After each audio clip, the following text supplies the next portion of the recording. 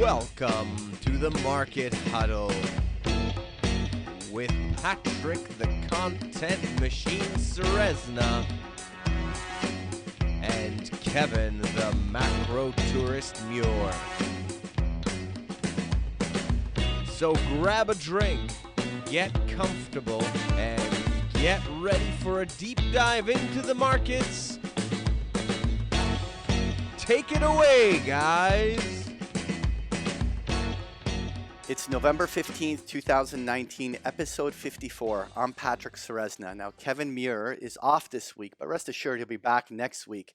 We have a special guest host appearance from my longstanding friend, John Smith. How you doing, buddy? I'm great. Thanks for having me on, Patrick. Just want to remind you that the H is silent. It's Smith. Oh, sorry about that, John. John. Anyway, we have a... Get it right. This is a great opportunity for us to talk bullish bonds without Kevin being here to get all triggered and shitting all over me. So nonetheless, this week we're joined by the Stock Trading Almanac's Jeff Hirsch to talk seasonality. We're going to take a look back in This Week in History to the biggest gaining IPO in history, or at least the biggest one-day opening price gain that was. We have a WTF video looking at comments from Powell, as well as John is going to share some tales from the trading desk, and then we're going to end with the top 5 things to watch next week. So Lena, jump on here. Who's the sponsor this week? Sponsor this week is Kings County Brewers Collective from Brooklyn, New York's Fruitbot 4000. Fruitbot. This is wow. Like if Kevin, this is exactly why he skipped this week, right? That's right. It's because he found out there's some like Fruitbot kind of beer here. Like anyway, so what are we gonna get here? Do you have any description or anything? Yeah. Okay, soft amber orange haze in the glass with a melange of tropical fruit flavors and tangy acidity. Hawaiian Punch, Peach Jolly Rancher, Orange Sour Patch Kids, and a pinch of sea salt blending together to create a new fruit bot that you simply must have. Order yours today. Nice. All right, let's try this out. Just so you know, there was also a fruit bot 3000. Was there? Okay, Yeah. Let's just try. How? Whoa. Wow. Woo. Is this actually a sour? It does definitely have a sour taste to it. Definitely. Is it fruity, classified definitely as sour? It doesn't say it's a sour. Oh no, it's a sour by taste for sure. Yeah. You know what? Well, listen, we'll talk about it in the post game. Let's see how this goes. Anyway, let me quickly do the disclaimer. Nothing in this podcast should be viewed as investment advice. Listeners should consult an investment professional before making any decisions regarding this topics mentioned in the show. Side effects of too much huddle may include lifeless IPO fever, periodic deafness to logic, and a bad market call amnesia. How's that? That sounds great. I got to tell you, my first impressions after drinking a couple sips of this beverages, it kind of feels like I just bought a stock and I'm immediately down 15%. I'm down and I don't know what else to do. Like, do I just leave it? Or if I take another sip, it's like I'm buying more. It's not a You're drink. doubling down. You know what this is? This is like a battle. Save the commentary for the end. All right. Anyway, so let's get on to our first featured interview guest. So joining us now is the Stock Trader Almanac's Jeffrey Hirsch. How you doing, Jeffrey? I'm super. How you guys? Oh, we're doing great. We're fantastic. We're Yeah. fantastic. So for our listeners, I have a great story. It's like we were at the Money Show together, Jeff, and I was doing that little internet interview that they do. And I was there doing a presentation on commodity cycles, and then I come down and do the interview, and then I find out I'm being interviewed by you. And I'm like, so here I am talking about commodity cycles, and I'm being interviewed by the guy that is all about these cycles. I'm like, I better not fuck up, right? But I put you at ease right away, didn't I? Oh yeah, you did. Anyway, it was great. Quick question. Did he? Did he F up? Or was he good? No, I don't think he effed up. No, he was was a little nervous, but I'm a pretty casual guy, so It happens. Okay. Anyway, so Jeff, you put together, or you sent over some slides that we'll be able to look at, and what I wanted to start the conversation with is the third year of the presidential cycle. Now, Yep. what was interesting is that when we started this Market Huddle podcast, I was like super bearish last year at the end of 2018. The market's like tanking, and I was so sure that the bear market has begun. And Kevin comes out and does this whole presentation. Obviously, he read your stuff, but he he did a whole presentation on that pre-election year and how it's historically bullish. And it's amazing how this has played out. And so obviously you've been so calling closely this, right? this year. Yeah. And so It's a good why don't you slide. speak to that? And is this a good slide to talk to Yeah, about that's it? where I wanted you to start. Yeah, this is the the mother of all election cycle slides. You can see that pre-election year, the third year, towering high above. I mean, the Nasdaq number on the right just it still amazes me. 28.8% in the third year. I mean, we got almost that on the S&P this year. What are we 20? Almost. 23? What's the S&P year to date? You guys know offhand? We're close to 22, 23 Yeah, clocking. it's Right. crazy.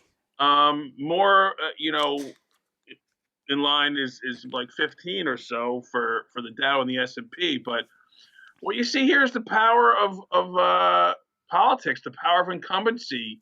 I mean, if you think about it, I don't know of another major economic world power that has an election the same day every 4 years. What you guys up in Canada? What's your election? You have a prime minister, right? It's a parliamentary thing. Yeah, we did. We just had one in October, and But is it the same day every 4 years? No.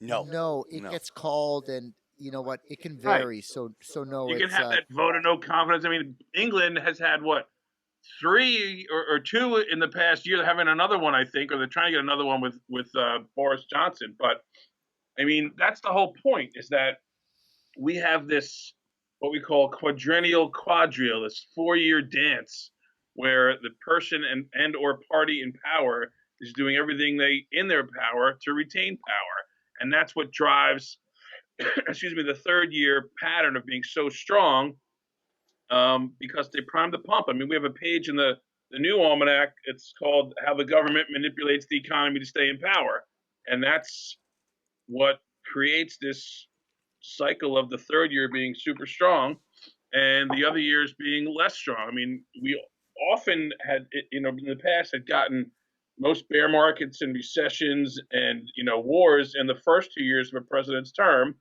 and election years used to be a bit stronger. But now they've become a bit of a battleground, and we've seen those undecided elections in 2000 and 08 where the market fell apart. Even a few before that, the election years have been kind of flat. So it's just like a lot of the other patterns we cover. It's a reflection of the repetitive cultural behaviors of human beings. And Jeff, go ahead. if you don't mind, Yeah. I got a quick question. I was just wondering, and not to get too cute about this, but has there been any data collected on election cycles with an impeachment proceeding in the books? I know we Yeah, have to go back. all we 3 have of to go them? back. Yeah, we have to go back to Clinton, right? No, you got to go back to Andrew Johnson, 1868. Ooh, okay. Johnson was And- impeached and acquitted by a narrow vote, and 1869 was a panic year, a crash, because of the growing pains or the impact of the Reconstruction after the Civil War. Then we had Nixon that was about to be impeached, who resigned in August 9th, I think, 74, just ahead of a bear market bottom, the last secular bear market bottom prior to 09. And then there was Clinton, who was impeached just after the long-term capital management, Russian ruble collapse, and Asian currency crisis 98. in the shortest bear market on record that ended on August 31st, 1998. So there was a bottom right there. That was Um, the third year, right? That was the third year of Clinton's second term of presidency. Um, was no, Nixon's it was yes, the third year of his second term. No, it was 98. right? It was So midterm year. oh, it was okay. So it wasn't Yeah. 99, right? Okay. It was before 99. He got impeached. I believe it was the fall around this time, like the fall of 98, if memory serves. Sure. Yeah, you're right. And but then he was quickly acquitted, relatively quickly, and the market took off. So the only thing I can see is that if impeachment is imminent or happens, it tends to occur around a low point, and I'm not seeing that in the market right now. Right. We agree with that. So It's hit a new high at 28,000. so It's what making what my old super boom forecast look pretty. So what's in store for next year based upon these patterns? What's the starting bias for the fourth year? Yeah, I mean the starting bias is, I mean for this year's is sitting presidents running for reelection, which is a little bit more bullish. However, we looked at just the Republicans, which is only 4 years since '49. It's not quite as strong as sitting Democrats running for reelection, but um, you kind of have to. Everyone wants to break it down by party, which is not necessarily as relevant as actual incumbency, unless you get into Congress. So 10.1%. You just had that chart up there. You were teasing Oh the yeah, power of incumbency chart, the one that's got the red yeah, on it. yeah. You can see here since 1949, which is the first full 4-year cycle after World War II, you've got sitting presidents running for reelection 10.1% versus 5.3 for all years. And then when you got no sitting president running, what we're calling open field, it's minus 1.6%. So the fact that we've got somebody running for reelection is a bullish influence. Now, what's your take though on the business cycle and things like that? Like the fact that this is the least based on the National Bureau of Economic Research, that this is the longest business cycle that's been recorded. I mean, does that influence your seasonality work this way? Like, is No, that a it factor? doesn't. That No. doesn't influence seasonality, our work at all. I mean, it can influence the market, but seems to me these business cycles keep getting longer and longer. Perhaps it has something to do with, Moore's law for the computers and the fact of constant human ingenuity and technological innovation. Bear markets have gotten fewer and farther between and shorter and less deep. Yeah, we had the big one back in '07, '08, but other than that, um, I think the business cycle is really lengthening.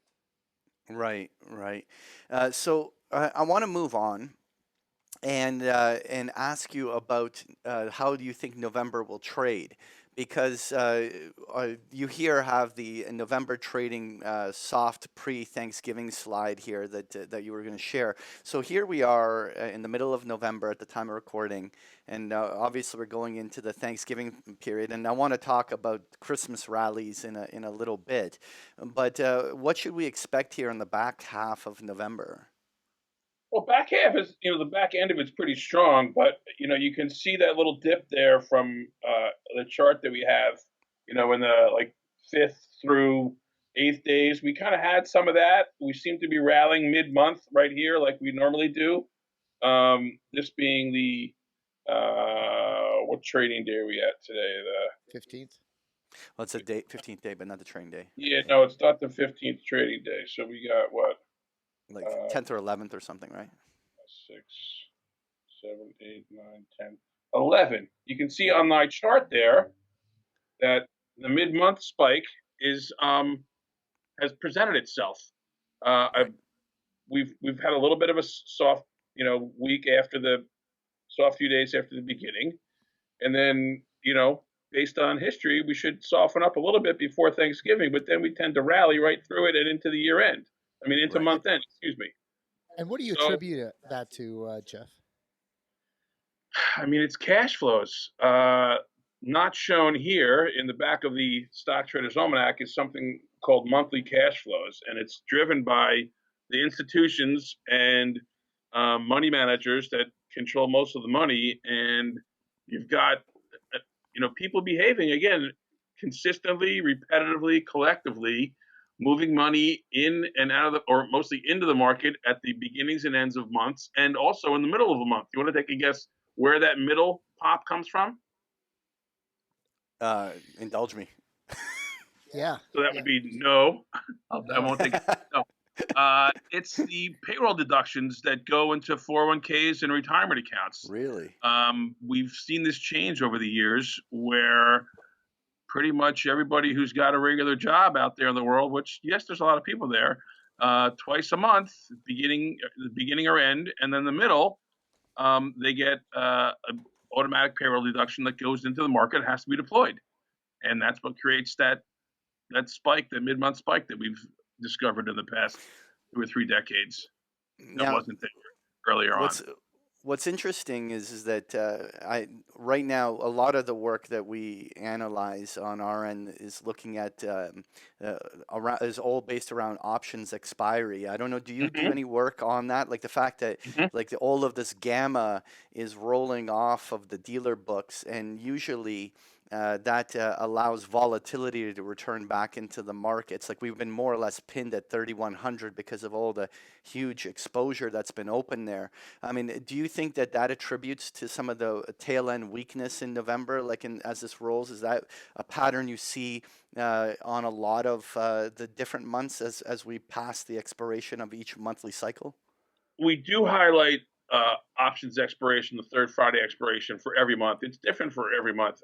We find more significance at triple witching, March, June, September, and December, with, believe it or not, the triple witching trades in June and September during the worst 6 months of the year are less bullish, whereas December especially has a more of a bullish vibe bias around triple witch, around options expiration.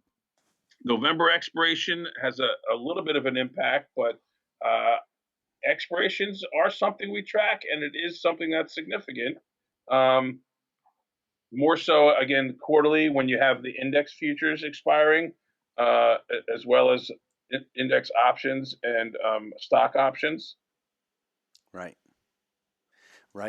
So Jeff, what I wanted to move on here and talk to you about the January effect, and which I love how you had the title in your slides that it says January effect now starts in mid-December, and that actually really inspired me to ask the question. First of all, I wanted you to talk about the January effect in detail, but what I have found is that as everybody starts to realize and these kind of terms start being used, it seems like more and more traders try to front run a seasonal pattern, which moves the whole thing over.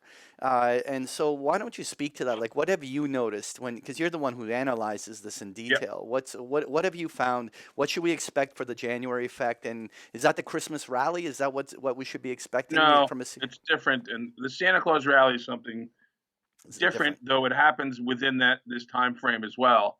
But first off, yes, front running has impacted many of these patterns over the years.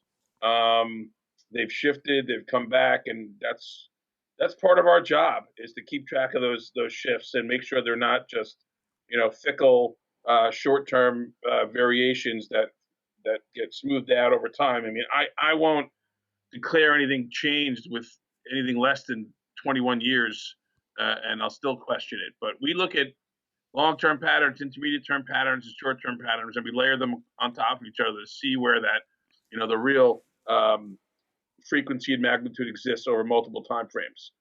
So for the January effect, it was a long-standing observation in the market, original work that I found done in the 40s by a gentleman, an investment banker named Sidney Wachtell, showing that small caps tend to outperform large caps in the month of January. They still kind of do, as you can see in this chart, but what we found comparing the Russell 1000 to the Russell 2000 is that most of this move takes place in the last 2 weeks of December. You're seeing that anticipating, and also the sort of ending of tax loss selling. And we try to leverage this with a strategy we call the only free lunch on Wall Street, which I think is in this deck too, which piggybacks with the Santa Claus rally as well as the small cap. You like that line, the only free lunch on Wall Street? Yeah, I love it. It's not free. There's commissions. It's not perfect. It works much better when you get a big sell-off like we had. But I can tell you how that works also. But just to finish up on the January effect, it's really the small cap effect that takes place, mid-December, last 2 weeks of December, where small caps start to outperform you. There's my free lunch right there. Yeah. And the Santa Claus rally, since you mentioned this Christmas rally, which I want you to explain this to me.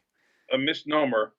The Santa Claus rally is not necessarily something to trade. It's almost more of an indicator. The phrase is, my father was a songwriter who started the almanac, and he was able to coin some pretty cool terms. The line we use is, if Santa Claus should fail to call, bears may come to Broad and Wall. And nice. Yeah. I love it. It's a nice thing to remember. And what happens generally is at the end of the year, that then the Santa Claus rally, which gets misquoted all the time, and it was discovered by Yale in '72, along with the January barometer, not to be confused with the January effect, is the Santa Claus rally is the last 5 trading days of the year plus the first 2 trading days of the new year. And you generally have the S&P up about 1.5%, not huge, but it's pretty solid and consistent, because you have a lot of us away from the big market and the pros at the trading desks and market makers and such picking up bargain stocks that have been sold for tax loss selling, and it tends to have a bullish bias. And when that doesn't transpire, that's an indication that the folks who really are on the inside aren't so enamored with the prospects for the stock market, and they aren't buying stuff up during that holiday quieted 7-day trading period. Right. Jeff, just to go back to last year, I mean, I remember that. I think that was the bottom right before Christmas, and after I call it the Christmas Eve crumble. You know what? Jeez, you got a great jingle going. I mean, a real talent there, Jeff. But I mean, yes. And 2008, if I'm just going way back, they didn't buy it because we went down all the way to March 6th, if I'm not mistaken, in 2009. Yeah, but so I think you're mixing and matching some things there. Okay. What is going down on March 6th have to do with the Santa Claus rally? No, I'm talking about that the 5 trading days before New Year's, getting in on stock. It's before and after. The 07, 08 was horrible. Right. And we had the market fall apart after that. The Santa Claus rally 08, 09 was pretty solid, and we had a bottom on March 6th. Right. So I want to make sure we squeeze this into the main part of the interview before we get to the after hours. And I really wanted to talk about that seasonality of the sell in May and go away. But I love the line you have here, buy in October and get yourself sober. And that's so sad, because I just can't imagine on this Market Huddle podcast getting sober in October and staying that way. But it just rhymes. It just rhymes, right? But really like your portfolio sober. But you know what? I feel like this is so well known that it has lost its effect. But you're going to teach me something. So what is? Why does this work? Does it still work? Should we still be paying attention? Like how? What's share with us this idea of sell in May and go away and buy in October and get yourself sober? How does this work out? Well, we call it the best 6-month switching strategy, and it was again something Yale discovered and published in the Stock Traders Almanac, the '87 Almanac, back in 1986 when it came out. And it's been tested and diced and sliced by academics and Mark Hulbert and all these people, and it's proven to be one of the only straight up black box systems that actually works and has predictive power and is not the result of chance. So what happens is, and what we've seen, and if you go back a few slides, there's a great line chart that illustrates this. You'll see 2 more. There we go, right there. right here. The red line is the Dow from 1901 to 1949, which is when we were an agrarian economy fueled by agriculture, Yeah. where it really ramps up in the spring, buying food, fuel, seed, fertilizer, equipment, all that stuff. So people that go back prior to World War II and try to refute this are making a fallacious argument because it didn't exist. And if you look at the black line since 1950 and the green line since 1988, you see that most of the market's gains are made from November through April, with market doing pretty much next to nothing May through October. And again, you're seeing the comparison of a few different time frames here. We'll break this down further. 88, because of the 87 crash and the circuit breakers and collars that were put in after that systemically changed the stock exchange and the stock market. And 1950, because it's the big round number that everyone starts to measure things from. I would kick this back to 49 to include the first, full 4-year cycle, but this is illustrative enough. So you see the pattern here. And if you go to the next slide, which is how we explain this to people, average performance of the Dow from November to April, 7.5%, May to October, 0.6%. Example of a hypothetical $10,000 compounded in the best months gets you a gain of $1 million. That's a one-time $10,000 investment in 1950 versus $1,000, a whole $1,000, meaning you ended up with 11,000 instead of 10,000 in the worst months. And then we use MACD to juice it, and we start looking for our MACD buy signal. So that's where you add the technical trigger, right? The technical trigger. I don't have to get into MACD here, but we know what it is. Again, you can see the numbers increase. And there's the trigger right there with the MACD line in the blue, crossing over the signal line in the pink. And without getting too technical, I won't go into explaining how that works. But I'm happy to explain that at some other point.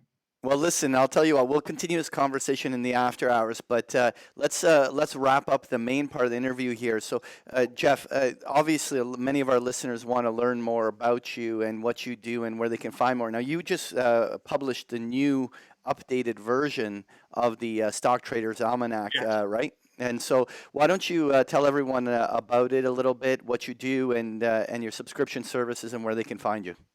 Right. I mean, the Almanac book, is sold out there wherever books are sold. Of course, you can get one from me if you want. But what we really do is a investment newsletter, a digital subscription service where we take the Almanac and show people how to use it with actionable buy and sell recommendations for stocks and ETFs based upon commodity seasonalities, sector seasonalities, stock market seasonalities, and also stock picking using a fundamental screen with technical analysis overlaid. And we pick the stocks at the right time of the year, not just, your stock of the month club type of newsletter. So the results, speak for themselves. And it's all at StockTradersAlmanac.com. I don't have a code to give you guys an offer, but, just people reach out to Jeffrey and let him know that you're a Market Huddle listener. Code. Yeah, exactly. And we'll make a market code for you guys. There you go. All right. Well, Jeff, thank you very much. And everyone stick around for more from Jeff in the after hours. All right. Now it's time for our segment, This Week in Trading History. And this segment right in here is something that I quite enjoy. And John, you get to be a part of this. And I certainly hope you add some nice insights to it. This week, I wanted to go back and talk about theglobe.com. And, you know what? Listen, I have a great video clip that I put together because it was one of the famous IPOs. It was November 13th, 1998, that T-Globe IPO'd. And it went from $9 to trading as high as $97 on the opening day. It was a monstrous IPO, the largest one-day rise on an IPO in history. Still is actually the record. And listen, let's watch the video and then we'll talk about it. So why were TV cameras beaming their pictures to a curious world? Because these two rule the globe. Theglobe.com, that is. You've heard of internet stocks going for 2 or 3 times their initial offering price? Well, the Globe made stock market history on November 13th when it skyrocketed 900% on its first day of trading. All right. Boosting its two founders' personal wealth to about $30 million apiece. It's going to be a good weekend. Oh, this is going to be a great weekend.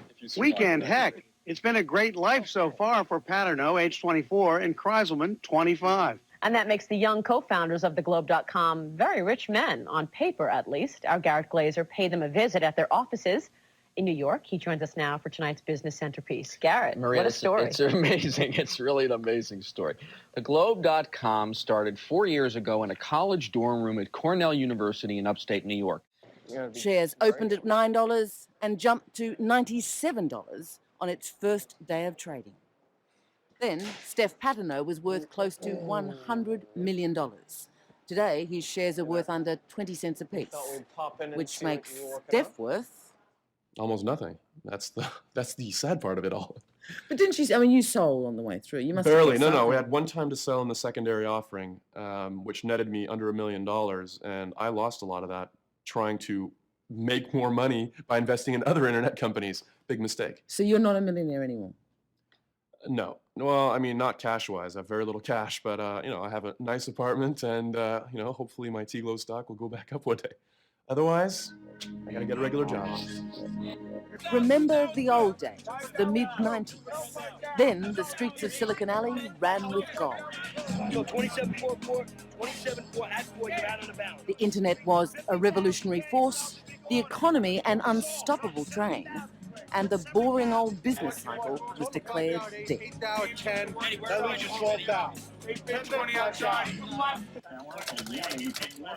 Through much of the madness, old-school analysts like Larry Wachtel clung to their faith in the fundamentals. When I talked to him 2 years ago, the internet market was at its frothiest, but it smelt like tulips to him. Everybody's invested, everybody's happy, everybody's making money. Something's wrong here. Even Larry Wachtel eventually succumbed to what he now agrees was mass hysteria. It was happening before my eyes. I saw stocks go up 30 and 40 points a day, and I said, why can't I join in the fun? But most of the people said, maybe these young guys are right.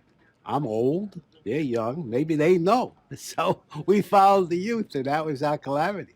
Well, why were people who, frankly, should have known better prepared to be maniacs? Well, greed begat greed, and it was just a spiral upward. And at some point, you should have recognized that it was too late, but you deluded yourself. Yes, it was a delusion, yeah. Investors around the world might have their finger on the buy button ahead of Lyft's big stock market debut tomorrow. The ride-hailing service, and there's a lot of hype here, decided to boost the price target for its initial public offering from $62 to $68 to $70 to $72.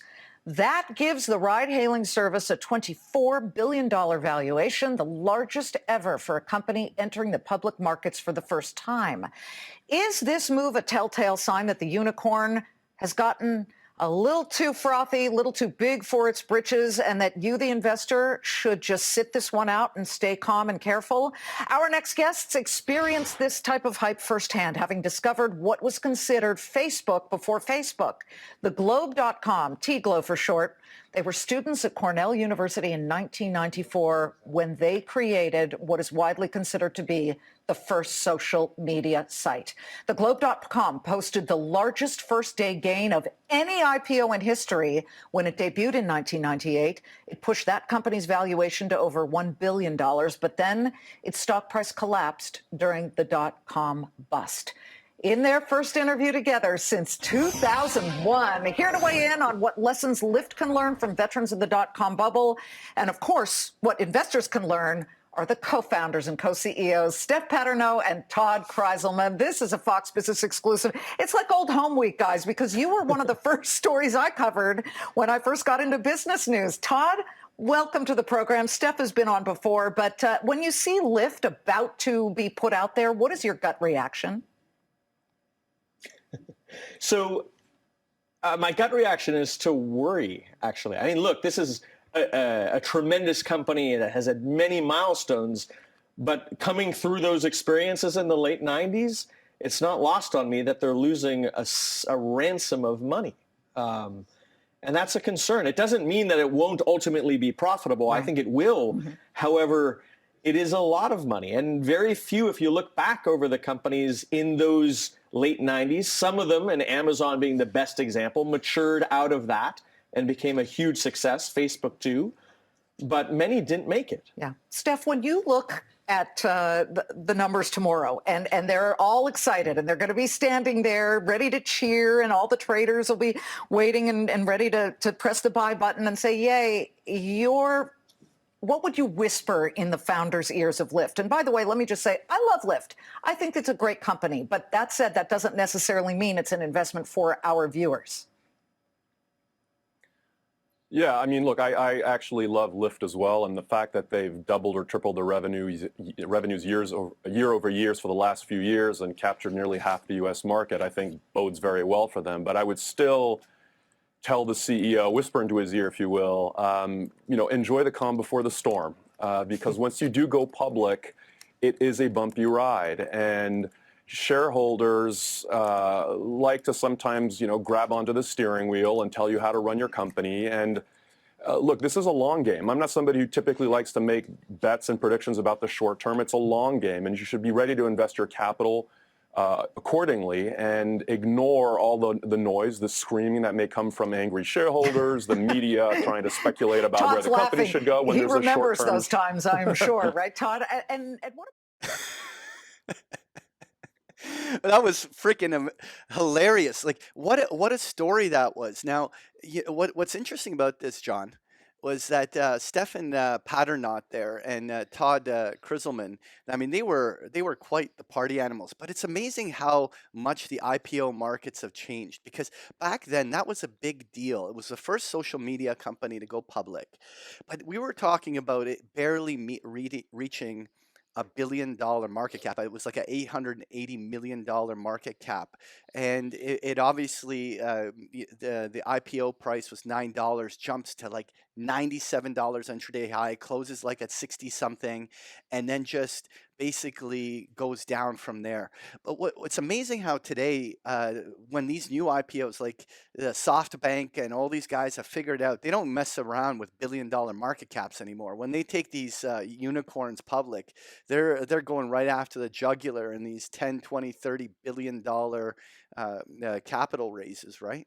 Right. So just like a little trip down memory lane, if I can remember 1998, and we were just getting started in the business. And the thing about tech, if you really want to go back and look at it, is that you did have Microsoft, you did have Intel, you did have Cisco, you did have those kind of stocks. But what the internet did is it gave tech like their own medium. Back in the day, Sun Microsystems and Intel they were suppliers to the business world. They were the add-ons to the business world, and they were just getting into the mainstream. And if you missed Microsoft in 1988, if you missed Intel in 1989, 90, and Cisco 92, what this was giving you, and it was the start, it was giving you a new avenue to get into this new era. But what was really interesting and striking, and I remember when they went public, is, if I'm not mistaken, I think they only floated around 3.5 million shares. Right. It wasn't big. So if you didn't get it at the IPO price, if you weren't involved in the book, you had no choice but to go out and buy. And if you look at the opening print, the very first trade after they went public, I'm thinking it was in the 60s, 65, 60s. It was So like just think, I think even 70s actually, somewhere up there, and then it traded as high as 90.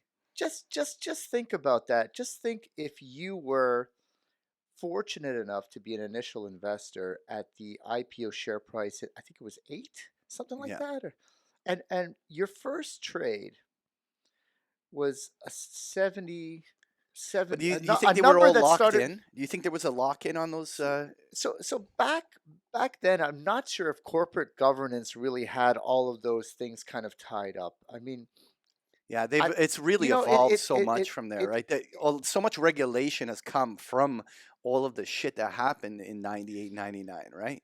it's changed, and a firm on Wall Street would still sponsor the Globe.com back in '98, whereas right now, if you're trying to raise that kind of money, 8 times 3.5, that really doesn't even get on the radar of anybody. They would even put, the fees aren't large enough.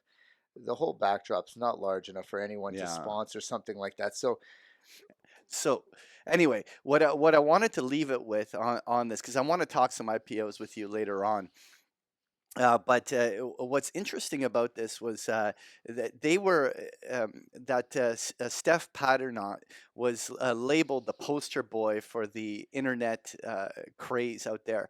I mean, there was that point where CNN was filming him on a night on the town after they made all their money, and he was shown in shiny vinyl pants dancing on a table in a Manhattan nightclub with his girlfriend, and which was some hot model at the time, and yeah, they had it on CNN. CNN did a thing on it. yeah, and basically he was quoted saying is, "Got the girl, got the money. Now I'm ready to live a disgusting, frivolous life."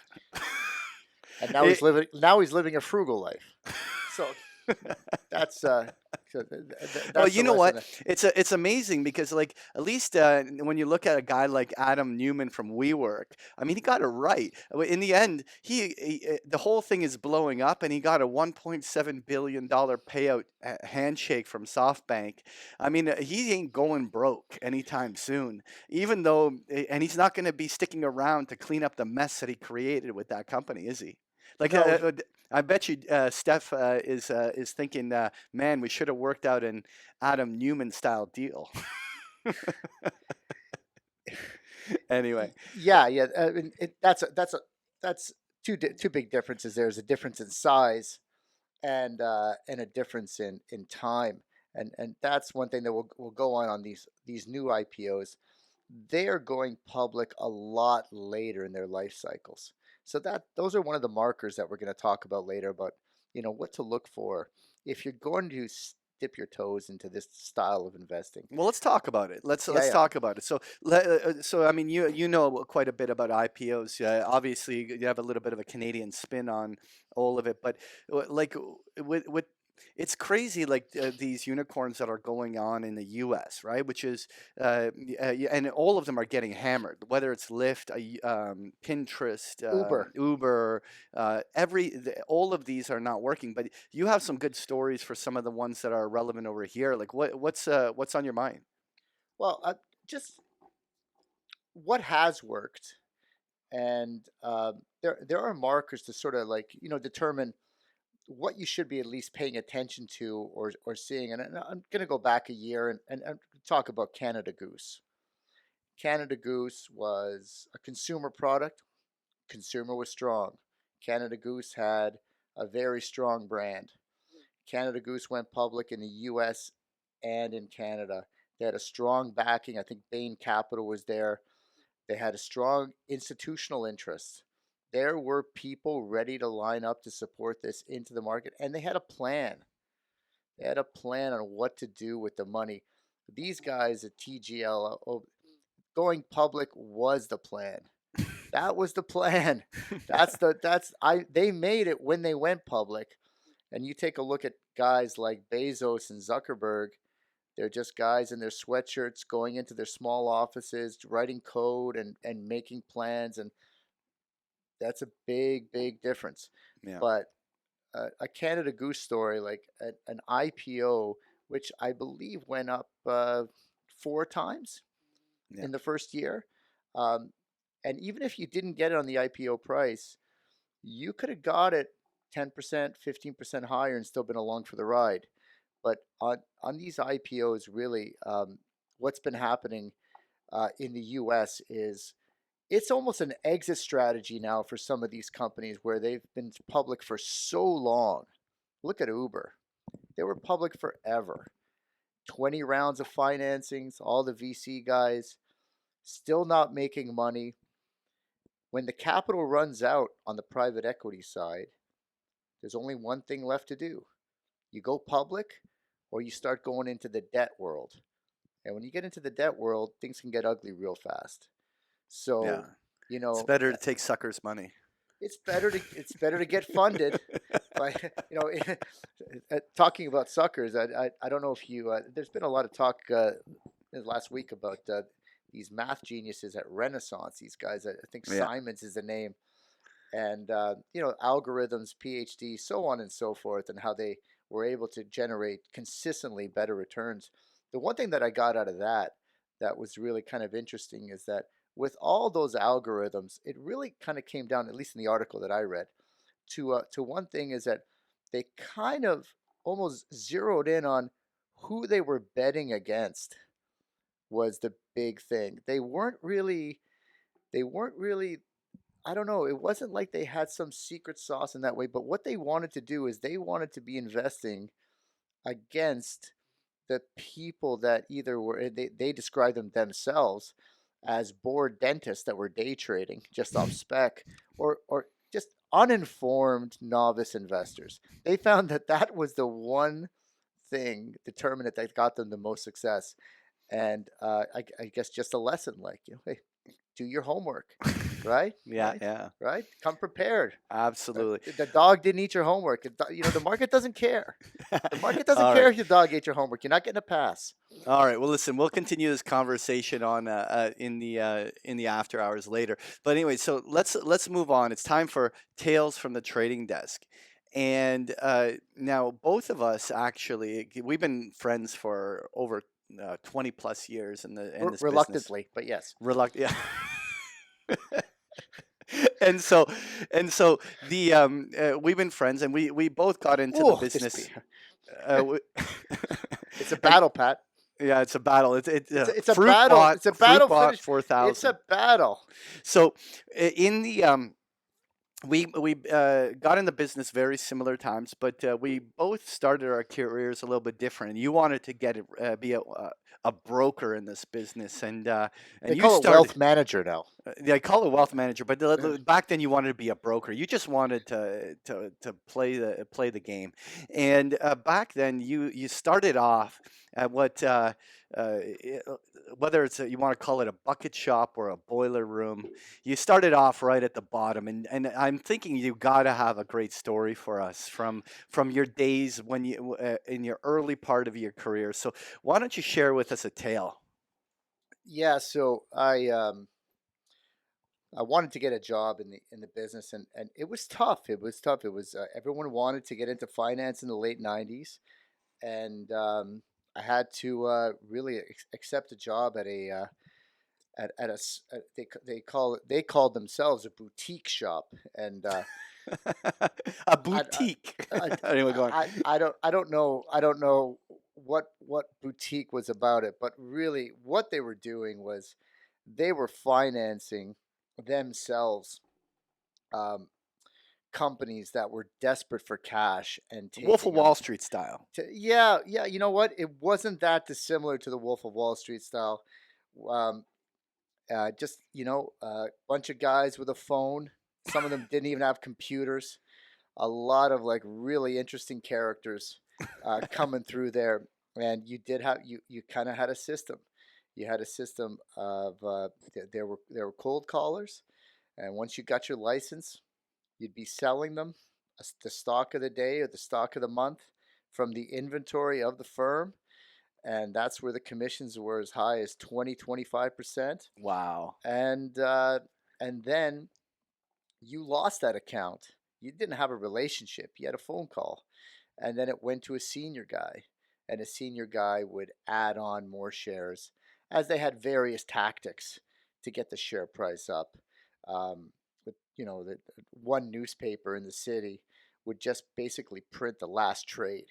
So if you can get some sucker to buy at 20% higher, you could tell everybody the next day that the share price is moving up, and so on and so forth, because technology really hadn't caught up yet. And that was one of the things that What's they, crazy is this was unlike- the late '90s, right? Like this is not the '80s and '70s, man. This is unbelievable. Anyway, go on. Sorry, I didn't mean to interrupt. Go for it. Yeah, so there was one guy, and he had been doing this for just 50 years, and A dinosaur. he was a crafty veteran, and he he saw me come in, and they put me basically as like a junior market maker. So I wasn't selling, I wasn't cold calling. What I was doing was I was just basically assisting with leveling off trades, which was like 4 or 5 a day. It was a joke. I don't. They really wanted me to get my license and to start selling their shares. So, anyways, he saw me, and he goes, "Let's go to lunch, right?" And I said, "All right, sure, cool." So we're at like Bay and Richmond, right downtown Toronto, right on Bay Street, you know, and we go downstairs and we get out of the elevator, and they're doing construction. There's basically bulldozing the whole street, pile drivers everywhere. He goes, "This is great. Watch this." So he takes out his cell phone, one of these '90s cell phones, you know, the flip ones. Yeah, that yeah. They had in the Matrix. The thing was like 2 feet long, but it was great. and I'm watching him, and he calls a client, and he goes, "Hey, Jay, do you remember that gold mine up in the Yukon that I bought you shares on the IPO?" He goes, "I'm at the site," because there was pile drivers and construction. It sounded like he was at a mining site. He was right across the street. He was on Bay in Richmond. He goes, "Gold spinning out of the ground. I got to wear sunglasses. It's so high. If you don't buy more shares now, I'm closing your account." And he goes, No, but I'll get you on my secretary and I'll get more shares." He goes, "Well, that's done. Now we can go to lunch."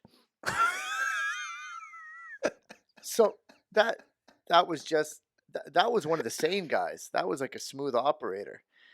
There was another guy, and I couldn't believe this guy showed up in the morning with his hair like he just came out of he just went swimming outdoors in January. His hair's all wet. He's got those old '90s headphones on. He's reading the Financial Post, and it's like Megadeth playing on the headphones. And I was like, "How do you focus on this thing?" But this guy, he said things that sounded smart, but when you really listened, they just weren't. So he goes, John, yeah, we have to move on this new technology opportunity. Toot sweet. He goes, "I've just been given information that the board has given me the okay to sell another 150,000 shares, which, of course, is impossible. The board can't give any information. The shares are out there. The shares are out there." The guy goes, "No, I'm not interested." "Well, I've also learned that the King of Jamaica has personally assured me that he's going to buy 25% of the outstanding shares." There is no King of Jamaica.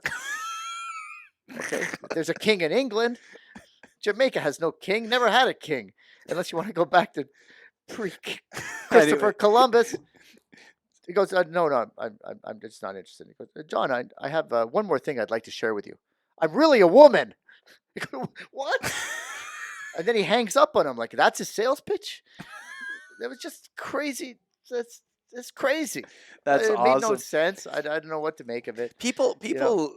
honestly like look at that movie Wolf of Wall Street, and they think that a lot of that is embellished, but that was the way it was in like the '80s and '90s. Like There wa- shit happened back then, and it was wild. There was less regulation in this marketplace. It was so small that people really didn't really care about it. Yeah. And back then, brokerages and the banks really didn't come together to form some sort of a strategy on wealth Yeah. management. Wealth management was not really something that was even in the Yeah. lexicon. You had a savings account, you had an investment account. They weren't putting the two to two together, and Yeah. they weren't seeing how that could be a a full kind of strategy. The mutual fund industry also had all kinds of wild stuff going on. Hedge funds had wild stuff going on. To see this, this IPO going from $8 to 75 on the first print. I mean, that was pretty wild. I mean, that was crazy stuff. Like you just didn't have that kind of stuff going on. Well, you got to arrange a special meeting for me with the King of Jamaica, right, buddy? Yeah, if we could ever, yeah. We'll call you the King of Jamaica. How's that? You're just as legit as whoever that guy was talking about. All right. Let's move on. It's time for the WTF clip of the week. Now, Kevin is not here with us today, but he did take the opportunity to put together a WTF clip for us. And so why don't we just have a quick look at what he put together, and let's see. So Lena, why don't you roll that? Unfortunately, recent political pressure on the Fed is having real-world economic consequences. A recent study found that markets react each time you are publicly pressured to intervene in the economy, with a quantifiable change in investors' expectations that the Fed's interest rate targets will drop. Chair Powell, can you tell the committee what actions you are taking at the Federal Reserve to not only insulate against political influence, but also to signal to investors that the Fed makes independent decisions based on sound economic analyses? Thank you. So politics plays absolutely no role in our decisions. Because I was inverted. We use the best data, the best analysis we can muster. Mm-hmm. We're human, we'll make mistakes, but we won't make mistakes of character or integrity. I smell bullshit.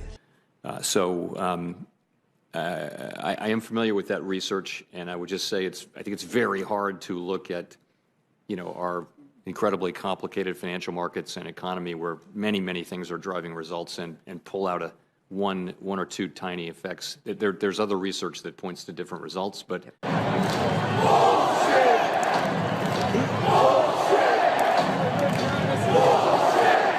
it's absolutely essential that everyone understands that we are doing our jobs as we always have without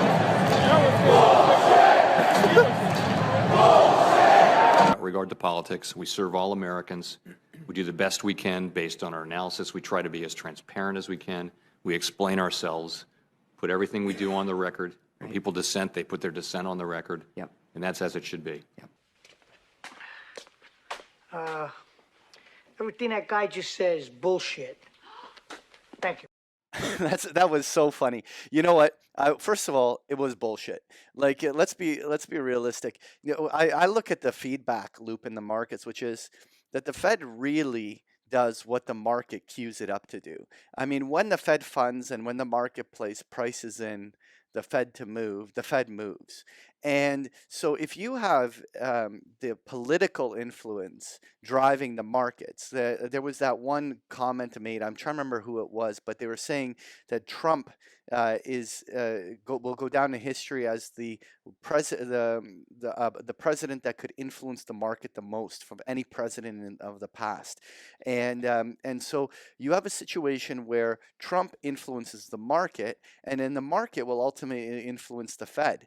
And so you have a feedback mechanism. So if you have Trump influencing the market and the market starts pricing in a rate cut, good luck on Powell not cutting when the market has priced it in. And so this idea that they are independent body, I call bullshit on it too. I think Kev nailed it there. Any comment there, John? There's what we'd like to be reality, and then there's what we can not mistake for being sort of the real way that things work. We would like an economic panel that's independent. We would like the Federal Reserve or every bank, Canada, England, we would like them to make their own decisions just based on the data that they're getting. And then there's the reality that what you see sometimes you just can't mistake for being a coincidence of we'll call it persuasion. We're going to be nice today. We're going to call it persuasion. And what happened in December? What happened in the fall of last year to December with the Fed's gone loco and talk of replacing Powell, Right. and talk of things. What I find that's the most interesting about this, I mean, everything's political these days. Yeah. Right. That there's a difference. Economic prosperity of the United States and the United States economy, directly tied to the performance of the market, seems to be a hallmark of this presidency much more than any other ones. Yeah. Right. I mean, Main Street is Wall Street. Yeah. I mean, this presidency doesn't understand why you don't own stocks.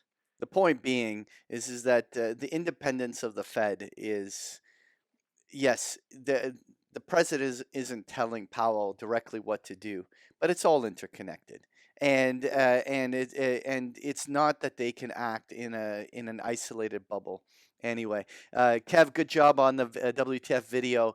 Let's move on and let's see what's going on. So now, John, it's time for us to do the top 5 things to watch next week. Now, before we get into next week, what we want to review is what we talked about last week. So you weren't here, so you're just going to have to let me quickly run through all of these things very quickly. What's interesting is that we were talking about the sector rotation and this idea that things like the bond proxies were bouncing. It was interesting that this week we had a pretty good reaction in bonds, and the bond proxies such as the UTILs and REITs all got a reaction from being pretty oversold.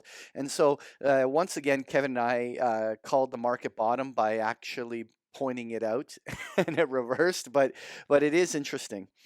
We also then talked about the option expiration, and to no surprise, the market pretty much stayed pinned in the 3100 area. Yeah, we did have a rally into the close here to 3120 on the S&P, but more or less, this was a high gamma area where the dealers were pinned naturally up into the top range. So this was very much an expected move, and so let's watch and see. The other interesting thing to observe here is that the number 3, which was the IPOs, and we continue to just see the entire IPO market, particularly the big names, the Ubers and Lyfts and Pinterests of the world. We continue to see many of them deteriorating, and so it's amazing that they're not able to get the bids at this moment. Like that's not where this money flows. The S&P is printing all-time new highs, and money is not going to those IPOs.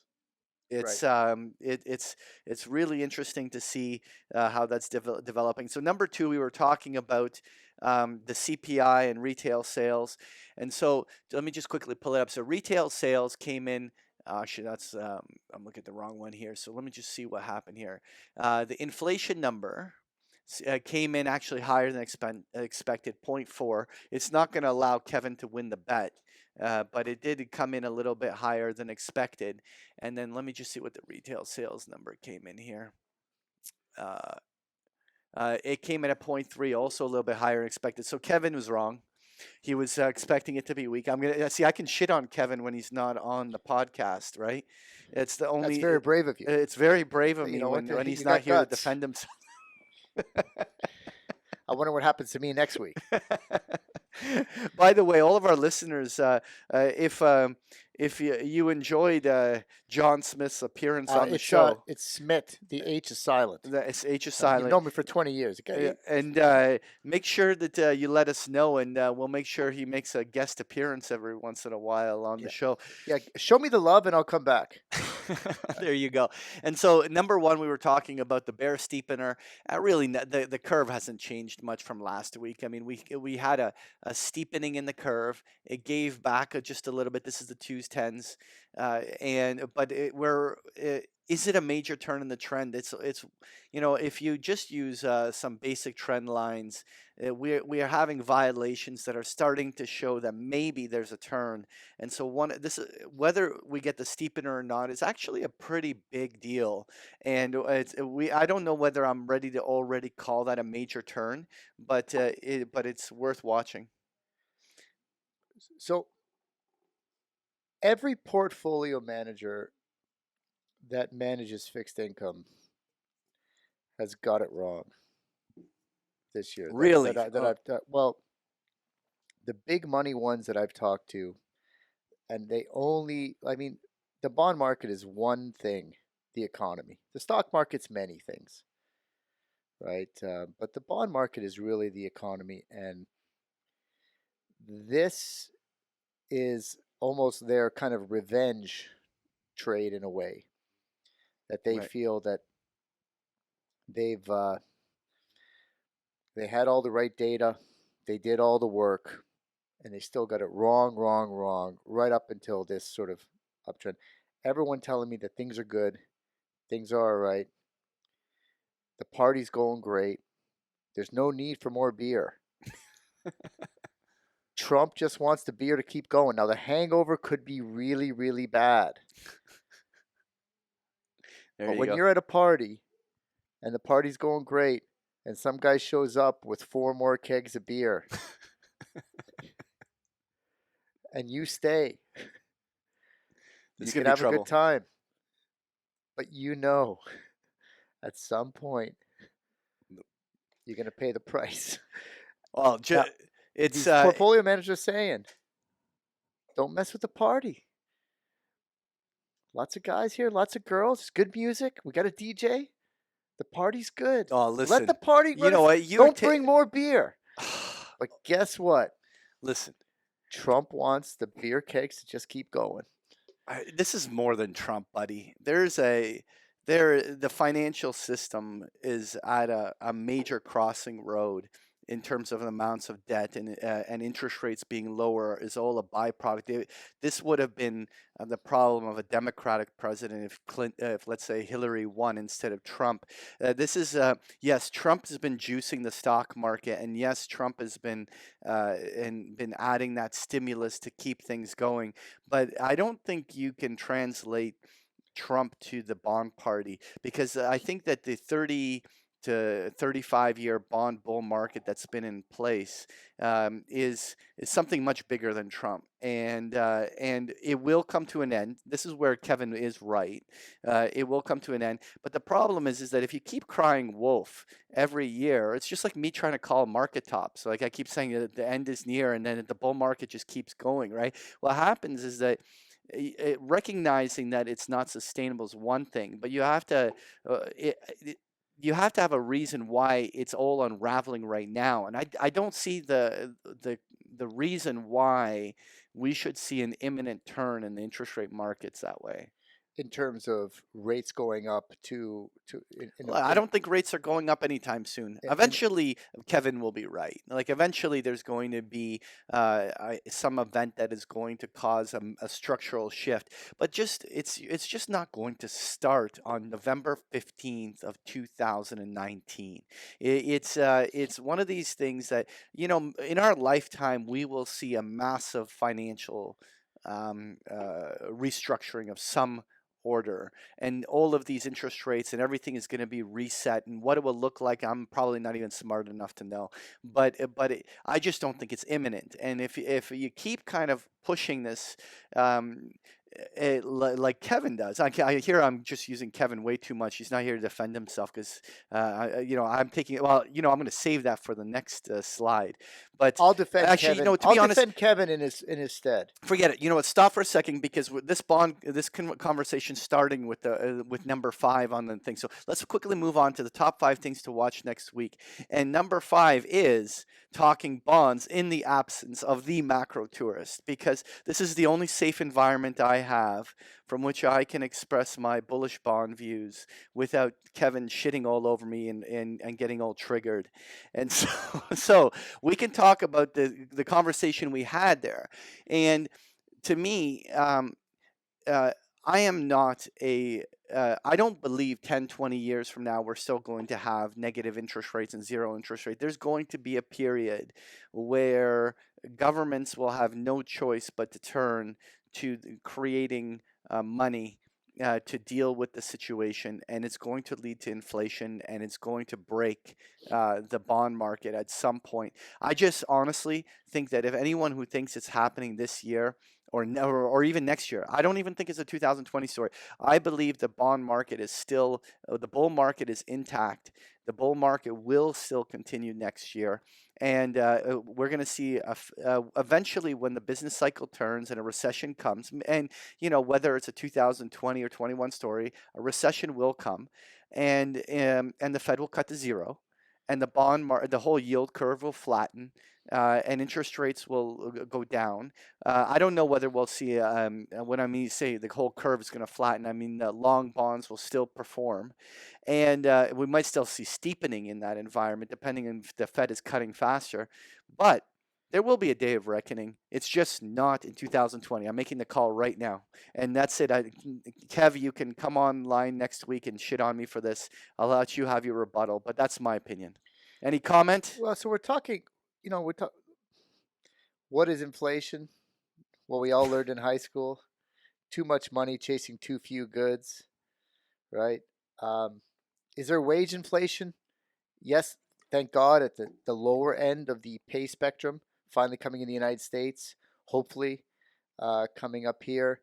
But the workforce, one of the things we keep, guys are in their 60s, still working. Guys 65, 70, still working, but they don't need the raise. They're not pushing. They're still out there.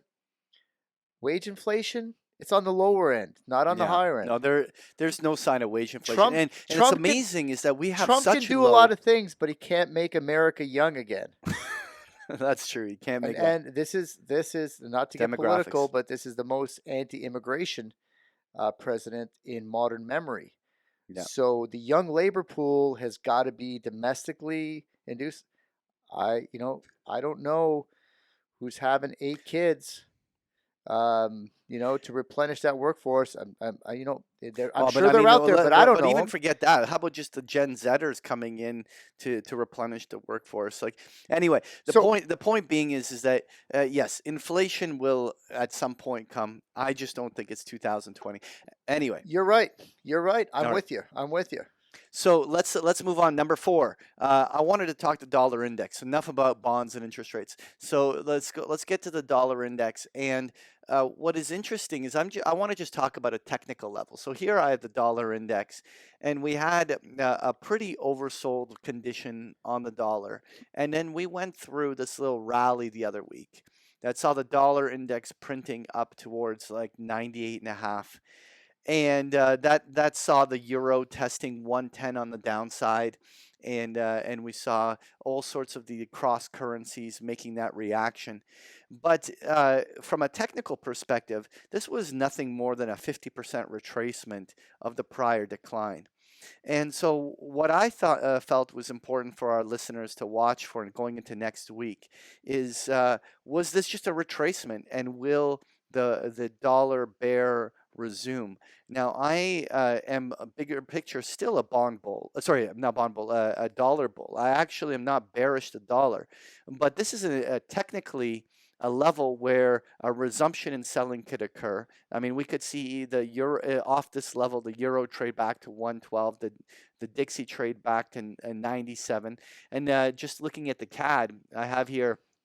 This is the Canadian dollar versus the U.S. dollar versus what a lot of forex traders look at is the inverse of the USD CAD, but to me, the Canadian dollar has been dogging it as well, right? What's do you have any opinions on the currency? No, I just real quick. It seems like with the geopolitical U.S.-China thing, the U.S., by all accounts, is still the strongest economy with the strongest domestic numbers, with so many pension managers around the world who, if you're a German pension manager, you're going to go buy a German 10-year bond? in order to make your obligations, or are you going to take 1.8 on a 10-year US all day long? Yeah. It's the only game in town. And if it's the only game in town, you're going to go see that game. Until another game comes around, unless something structurally changes, unless the emerging markets trade comes back, it came back a little bit this week, but there's your retracement. If there's the only game in town, everyone's going to crowd out to go see that game, and tickets are going to be expensive. So yeah, I'm with you. Yeah. U.S. dollar. So I want to move on to number 3. And so number 3, I wanted to talk about the make it or break it moment on crude oil. And they're only technicians really are seeing the same level. But when I pull up here a chart on crude oil, what we had was the attack in Saudi Arabia that occurred right up along this $60 area where that big gap came. And oil completely closed the gap and dumped all the way down to almost $50, $51 area on the downside. And since that low, oil's been crawling higher day after day. And it was an interesting observation that was made by Eric that it seems like the oil's weak in the European session. And suddenly in the North American session, they trade oil up higher, and it always is rallying throughout the North American session. And it like clockwork, it happened today. I mean, we started the day edging down toward 56, and then suddenly we're trading almost at $58 on the close on Friday. That's a nice move, yeah. And sure. now, Sure. right above this $58 area is the level that's important to me. I look at the Fibonacci's, and so there's a 61.8 retracement up there. And for me, in order for this rally in oil to be legit, I want to see oil clear 60 because And at stay that there. and hold. You basically want to see the bulls grab the reins, like they have possession of the ball and they're running with it, and they're just blowing through all the lines of defense and are running with it. And I think that this is a make it or break it moment, because if oil gets hammered off this level and we're back down to 55 or 54, then this will be classified as nothing but a Fibonacci retracement of a major downtrend and a resumption. And at the same time, if the bulls grab the ball here and punch the defensive line and punch it to 60 and hold it, then we may actually have oil behaving the most bullish it's been since the start of 2019. And I'm not making the call of a direct bias, but this is a real important thing to watch next week. Sure. And I really am curious whether or not the bulls will prevail in this scenario. Do you have a bias? Do you want to talk about Chesapeake for a second? Oh my God, yeah, sure. Let's talk about, but that's natural gas, right? But they're I was looking at it. Chesapeake's bonds are like 57 cents on the dollar. They're like freaking pricing this thing for bankruptcy. So I just want to sort of relay the Chesapeake kind of thing.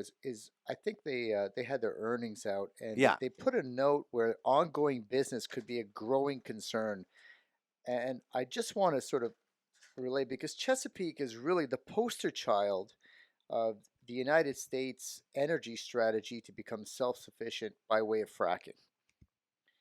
And in energy, in terms of oil and natural gas, what the United States wanted to do, what they have achieved to an amazing extent, is to flood the world with supply. Now, this is a great thing. This is a great thing, not for oil bulls, but geopolitically for the United States to basically be the masters of their own destiny. And they do have some sort of an agreement, you know, if we want to talk about it or not, with OPEC, whereby which this administration would rather see oil under 60. Okay, it works for the economic model, it works for the market. Now, for their friends in the energy patch, the guys in Texas, the guys in Oklahoma that voted for them, the strategy is, okay, guys, I know that oil's not at 85. I know that sucks. So guess what we're going to do? We're gonna slash environmental protection so that you're pumping at 20, 25. You can still make money at 50, 55. Everybody wins. Yeah. It's a strategy. But if you start to get a Chesapeake type of contagion thing, I had a CEO come in to see me, runs a small cap energy fund in the Permian Basin. His whole pitch on why I should be investing in shares in his company is that he understands how to source wells at half the price of Chesapeake. So that's his only game plan. His game plan is I can negotiate prices for buying wells and buying land at half the price that Chesapeake did. So therefore, I have an advantage. Yeah. In no way, shape, or form did he have a bullish case on energy. No way, shape, or form. This is the CEO of a company who runs it. He's down. Either I don't know if he's in Dallas or Houston. This industry has been decimated to the thing. It's like gold miners in 2014, 15. It's the ugly stage of some of the. Look, they're not alone. Yeah. It's ugly in the base metals market. Oh yeah. It's ugly in anyone who has anything to do with global growth. Yeah. And that to me seems to be the story. So yes, geopolitical things come in. If, let's say, Warren wins and outlaws fracking because she doesn't want your tap water to be glowing, you could see oil go to $80-$85. The U.S. really, it's like a tipping point of the market in this deal with OPEC, this Saudi kind of thing that they've got going on. Saudi Aramco has filed. Let's see what happens. Absolutely. So number two, I wanted to talk Amazon here, and what was interesting about Amazon, I want to turn to a tweet by Tavi Costa, who we've had on the Market Huddle from Crestcat Capital. And there's a whole conversation on Twitter talking about the divergence of Amazon from the S&P 500. And he's pointing out here in the tweet that there's over a 15% divergence in July. And he goes on to ask the question, if this number one market darling goes, the business cycle is done. And that's a pretty bold call to say that the business cycle is done. But what interesting thing there is that it's amazing that you have Apple running like it stole something.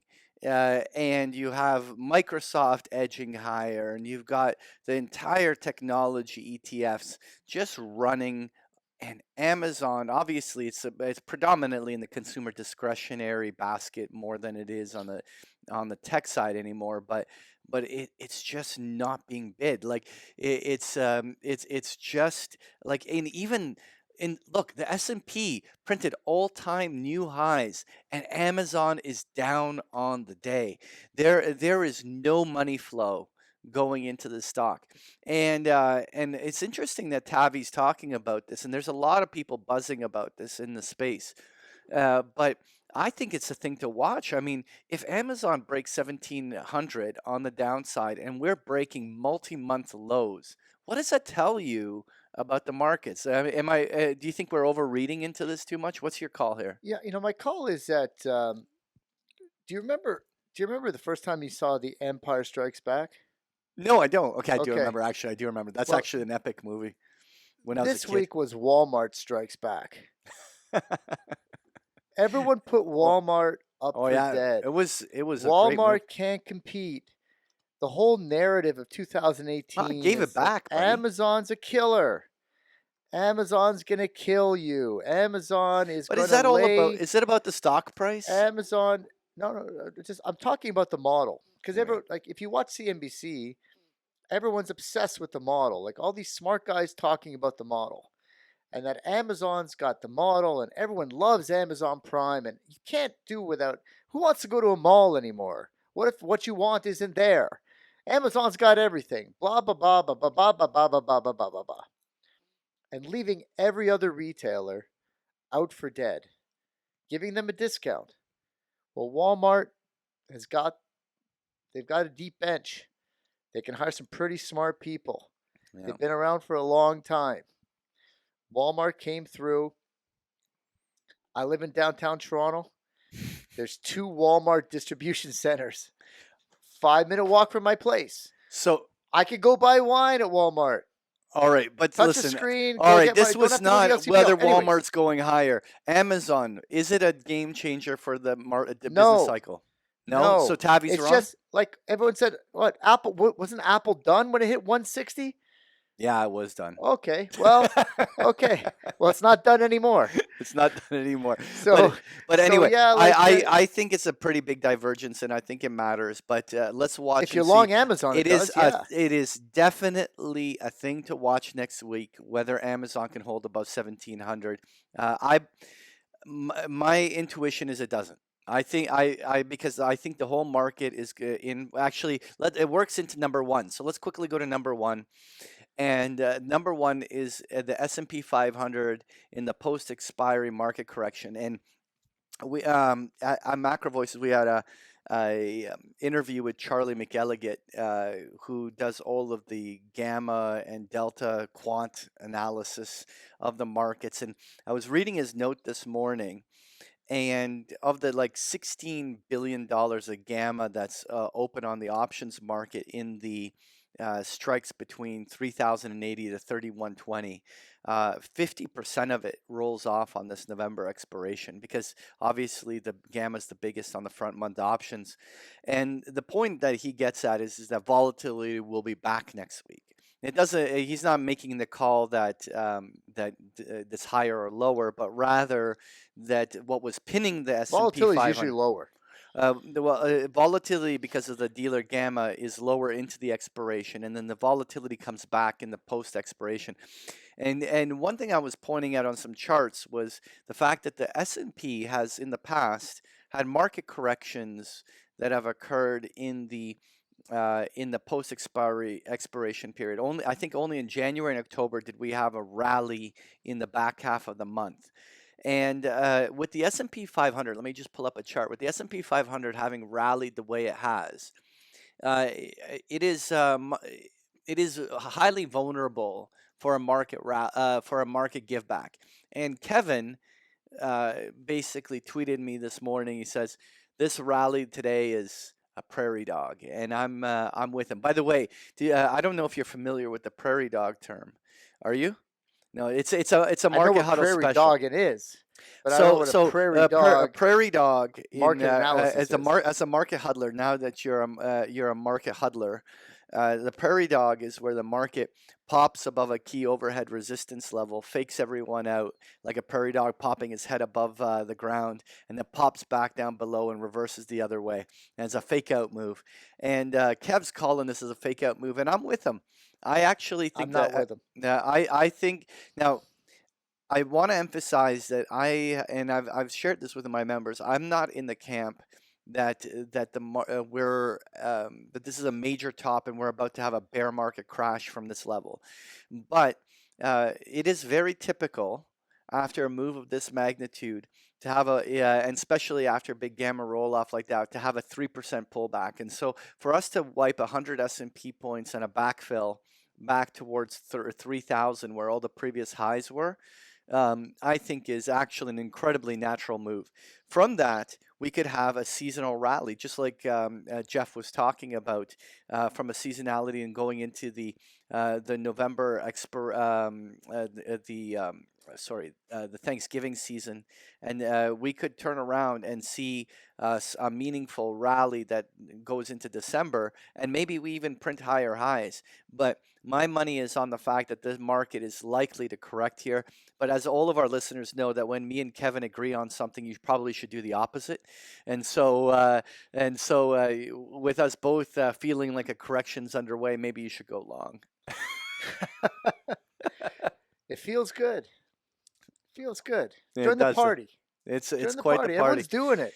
Anyway, everybody's doing it. So that is the our top 5 things to watch. I think watching whether the S&P does ensue a correction. I personally think about 100 S&P pullback would be within would be very reasonable to within like the next week, like the next week or two. Definitely going in that. That's like a couple days of selling. That's not a big deal. But then afterwards, I'm not opposed to the market still rallying into year end. I'm not trying to make this like a major market top event. But it's just the market is overextended to the upside. It would be natural for it to happen. Anyway, that's the top 5 things. So will the market put in a short-term top? Will Amazon sell to break? Will crude oil, the dollar, and of course, we have made our little opinions known. Kevin, you'll have your opportunity to give us an update on bonds next week when I give you a chance to have a rebuttal on today's episode. I defended you the best I could, Kevin. All right, I did All my right. best. So let's move on. So it's time for parting words of wisdom, and I love this quote, which is it says, "Trading doesn't just reveal your character; it also builds it if you stay in the game long enough." And that's from Ivan Baiji. I hope I pronounced that right. But Is that how you pronounce that? I have no idea. How would you pronounce it? Yvonne Biaggi. There you go. That's probably the right pronunciation. Exactly. John Smith. The H is silent for the last. It's Smiths. You can even do a little S at the end to give it a little zing. Absolutely. Smiths. But what's really relevant to me is this. I love this quote because so many people get into this business and they're cocky as shit. And what one characteristic of human nature is that we believe our own bullshit. What happens is that we start making a narrative, a story, or something like this. I believed in this beer. Yeah. And then I drank it, and now I'm committed. Absolutely. But the point being is that the market schools you when you start believing something that just ain't so. And what happens is that the market makes you be an honest person. You have to be a realist. You have to be able to adapt to the market, understand the market. You can't just and so your character and your personality come out. But more importantly, as you trade over years and years, it builds your character. The fact that every day you're in a market that if you fuck up, the market will tax you, and you have to keep it real. It actually affects you. It makes you a different type of a person, and therefore I think this quote is amazing. It's just a great way of putting it. So I just want to give a shout out of being in the portfolio management business, that I feel that on the Know Your Client account, there should be a section on the client actually determining exactly what type of an investor they are. And I'm not talking about risk tolerance. I'm talking about long-term, short-term. I'm talking about, are you a true believer? Are you just a short-term guy? Are you going to freak out if you go down 5 points? Are you going to be cool with it? Some people aren't. That's just how you're built. Yeah. I remember watching The Matrix. And this is going back, but I don't know if you remember, Pat, when Neo goes in to see the Oracle with Morpheus, and he's waiting with the other potential hopefuls of saviors to save the Matrix. And there's a sign in Latin that says "Know yourself" in Latin, which I can't pronounce without Googling it. But anyways, you got to know yourself if you're going to be an investor. What type of investor are you? What type of investor really are you? Because everyone's great when they're making money. Oh, yeah. Everyone wants more money. You wouldn't be human if you wouldn't. What type of investor are you when things don't go your way? Are you going to come back? Are you done? You're going into GICs and you're just going to stuff your money under your mattress? Yeah. Where are you on that totem pole? And I really think that for most investors, it takes time to figure that out. Yeah. And if you don't figure that out, you're chasing something that you don't know how to chase all over the map. And really, I think that's the bedrock. Yeah. Really. I mean, and Words of wisdom. Build We're- build that. They should build that into the KYC, right? Well, I don't work for the regulators. I don't want to work for the regulators. I respect them, but yeah, that's yeah. we'll There leave that you at go. that. All right. So, just parting words. It was a great show. Everything went, I think, pretty smoothly. Kev, you were missed. We're looking forward to having you back next week. So, just very quickly, make sure that we always put this up on YouTube and send out the links on YouTube, but make sure you know that you can download the podcast version of the Market Huddle on pretty much every podcast player out there. So make sure that if you're on the road, getting on a plane or doing whatever, just grab that podcast player, download it. You don't need to just stream it on YouTube. Take advantage of listening to the podcast in that format. With that said, you can find me at bigpicturetrading.com, and you can follow me on Twitter at Patrick Ceresna, and otherwise, John, you are. I wanted to thank you for coming and co-hosting with me. My pleasure. I had a lot of fun. Oh yeah, It was a good absolutely. time. So thank you very much, everyone. Now, Lena, why don't you come on here? Hello. Lena, how are you? Good evening. I'm good. You That guys was- have to wrap up that the was show mysterious. first. Hello. Yeah, no. So no, it was a great episode. Did we forget something on the wrap up? That was the wrap up. You didn't wrap it up. That was the end. What was I supposed to say? Oh my God, I need Kevin here. What That's did I- right. how- You need Kevin here. What are we What, gonna how, do? did, how, did, how did I Hey, screw this hey, up? Well, that thanks wasn't everyone for nice. joining us. Lena, And Lena, talk to him. here we go. Hold on. Let me try this, Lena. Let me try this here. But Lena, keep this all in. Yeah, of course. Make sure you stick around for the. Make sure you stick around for the after hours with Jeffrey, and thanks everyone for joining us. Who's Jeffrey? It's John Smith. It's not. We did have Jeffrey Hirsch on, and we're going into the after hours. Yeah, yeah. Is he coming back? No. Oh, that's right.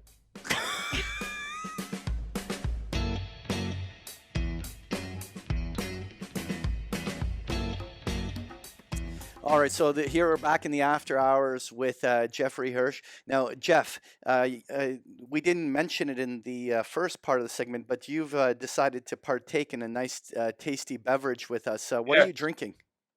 I'm having the Miller Lite, the fine Pilsner. It's actually a German Pilsner, believe it or not. Is it? I didn't Yeah. know that. I think it's made using the same purity laws, the old 1512 German purity laws. It's actually a fine beer. Everyone thinks it's a light beer, but it's just a fine Pilsner. Is that on the label, Yeah. Jeff? Is that, Casual is the beer. history on the label? How much are they paying you to endorse it on the show? I don't know. I grew up with Couple all those cases. taste great, less filling commercials, so Oh, they're fantastic. How can you beat it? Uh, I think it's a good beer. But I drink all kinds of beers, but that's what I grabbed for this. you were promising me that you were going to drink some Labatt Blue in I was honor looking of. for it, man. I couldn't find it, and I got hung up here at my office location because the That's traffic all was right. building on a bridge. So I promise you know what? Next So- time we'll have a good Canadian beer together. There you go. And so you're located out in New York. Where are you? I'm in White Plains right now. It's in Westchester County, about 30 miles or so north of Manhattan. Now, John, you had a girlfriend that was out there, didn't you? I did in Larchmont. I went to school in the U.S. and yeah, she flew me home for Thanksgiving, and I went there in the summer. It was fantastic, great spot. Where did you go to And, school? I went to Ohio State University, or the Ohio State University. The Ohio State University. Yeah. So Yeah. was that Buckeye? Buckeye for life. Yeah, Yeah, great football there you go. team. Should compete for the national championships. I don't know if you follow college football, but if you want to talk, I can talk all day long. I am not the college football guy. My buddy's got twin boys. One's at Indiana and one's at Virginia Tech. So he's been doing some big time college football with his sons. Going to visit them. I think both of those schools are in the top 25 right now, if I'm not mistaken. I I know think Indiana I saw just cracked it. a post from Keith that Indiana was in the top 25 for the first time in a long time or something. Yeah, 2 years ago, I went with a bunch of buddies to the Indiana-Ohio State game. That was the opening of the college football season. And it was amazing. I mean, they had F1 fighter jets fly over for a Thursday night game, which was That's great. fantastic. But it's a lot of fun. And Virginia Tech's a good school. They Yes, produce some great NFL players. Jets or Giants, Jeff? I'm a Giants guy. Okay. Sadly. Okay. I Your grew thoughts up on the in QB grew up in the situation? Joe Pisarcik era, if you remember him. Ooh, wow. Okay. You know what that is? I'm more of the Phil Simms era. Well, I'm a Phil Simms guy too, but do you remember the famous play with Joe Pisarcik when it had like 6 seconds left in the game and all he had to do was kneel on it and he like stood up and threw a pass and Herm Edwards picked it off when he was on the Eagles and Herm scored. Edwards, And they the beat him. head coach, the old head coach of the Jets. Yeah, Wow. he was a D-back for the Eagles back then. Oh wow, wow. So that was when was that? Like 70s? I think so. I mean, I was a kid. I was a little kid. You know, like I was Right. in elementary school or something. Right. Okay, so it's Giants and Yankees or Mets. Yankees. It has to be. You're from White Plains. You can't support the Mets. No, I'm actually from Jersey on the other side of the river. This is where the office is. But I've seen Okay. quite a few F1, F-16 flyovers at Yankee Stadium in October. Sure, sure. And So- Challenger, the Eagle. But Jeff, you're a rugby guy, aren't you? Yeah. You used to play I am. rugby, right? I played a lot of rugby, a lot of men's club rugby in my 20s, 30s, and early 40s. Wow. You know that here in Toronto, we have our professional rugby league. We're in that England's-based top-tier Right. Super League, and they actually came over to Canada, and we have a team here in Toronto, and so any rugby fans can come up to Toronto and catch some pretty amazing rugby. You should come up one time, and we'll catch a game. I would love to. We actually have a league in the state rugby league now that we went to. They're playing half a dozen or like 10 cities that they play in: Seattle, Denver. Rugby's coming around. Oh, yeah. It's, I assume you guys saw some of the World Cup. We did. I got up early because I have a 2-year-old son, and so I was watching some of the early matches, and there were some like great results, great upsets. The New Zealand South Africa game, New Zealand England game, and Yep. some of the other sort of and Japan also did really, really well. It was actually pretty cool. They have a pretty serious old boys population in Japan. A lot of expats as well as Japanese locals that play like old boys rugby. Right. What position did you play, Jeff? I was a hooker, Oh, right that's tough. smack dab in the middle of the scrum. That's tough. That's tough. That's awesome. That's awson. So Oh, you're not keep my coming in neck at 100. close, You're not Patrick. coming in at 150, are you? You're not a small 150 guy. what? On one leg, I guess, right? On the scale, yeah, maybe back in high school. So for you. So let's talk some markets and actually now I wanted to actually ask you a little bit about your company because I mean you've been in business since 1967, but you ain't that old. I mean it was your Yeah. father Yale that started it all. What how did it all begin? What's the story? Give us a little history background here. Oh, goodness. Well, my father was born in 1923. He is 96. He turned 96 last month. Awesome. And Awesome. after World War II, where he got bounced around from school to school, ended up working in the officers club playing piano. He went to Brooklyn College on the GI Bill and got a degree in music. Tried to make it in the music and entertainment industry, and ended up working with his cousin, who's Sam Coslow, who's a songwriter and a producer, a movie producer back in the day. And Sam got burned in the market. I think he sold the publishing company to RCA for stock, and he lost money there. And he became a market student and started a service called Indicator Digest out of Palisades Park, New Jersey, back in 1961, and called on my father to run operations for him. So he spent several years there researching and running the business with Sam. and had this epiphany in '66 to go out on his own and take all of these market patterns, cycles, trends, indicators, and put them together in a calendar format so that he, as well as everybody else, could follow the market schedule along with their own, and created the Stock Traders Almanac and incorporated the business in '66, the year I was born. Wow. So then it led That's to awesome. newsletters. What's that? That's awesome. And I mean, all these terms like Santa Claus rally or the January effect. These are all things that were originated through your services, right? In your books, right? Yeah, I mean, January barometers, Yale's, and the best 6 months, and the Santa Claus rally. January effect is an old thing. It's different than the January barometer. It does get confused from time to time. But there's a lot of the seasonal patterns, and we've been, big proponents of the 4-year cycle. Not that we invented or discovered it, but we've been working it as much as anybody over the years, as well as all the monthly trading patterns and the options expiration stuff we were talking about, holiday trading patterns. There was a lot of these things that were out there that were sort of lore or old adages and things that we actually proved out or disproved and published and put into profitable use for ourselves and our readers and subscribers. Right. So I've been meaning to ask you, you also co-wrote the Commodity Trader Almanac, right? Yes. And I love these commodity cycles. And one of the things that I've, at least in the last few years, noticed was this seasonal pattern for like natural gas to rally into this winter season stuff.